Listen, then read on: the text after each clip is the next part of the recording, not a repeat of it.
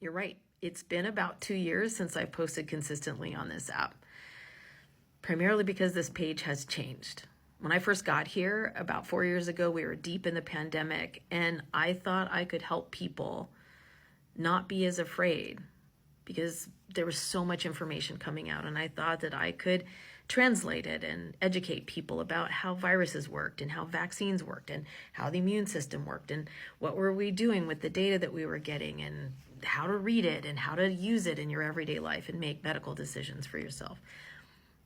I am very proud of the work that I did and the work of the people who continue to support this page in order to boost that education message. It was an incredible ride.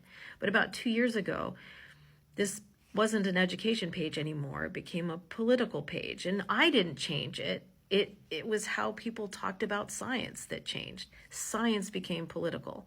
And because of that, I'm not educated. I'm not doing what this page was intended to do, which is to help people make decisions based on knowledge. I mean, there was a point at which we were not arguing about how to use the data that we had about masks or vaccines to determine what public policy we were going to implement where and in, how do we prioritize that? How do we use the data to implement public policy? That wasn't what was happening. People were arguing that masks didn't work. That's not up for debate.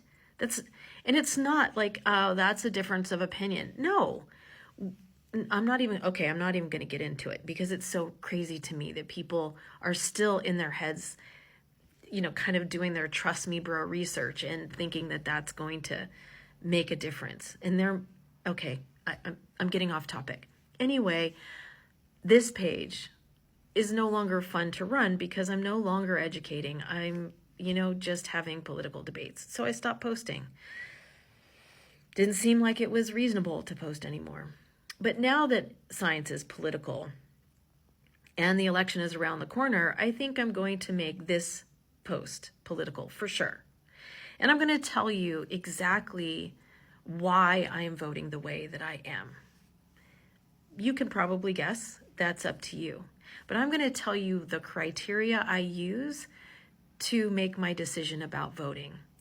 I will be voting for candidates and policies that use science and data to make or support those decisions.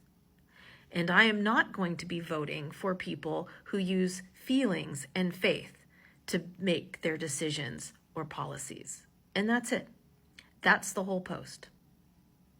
So there you go.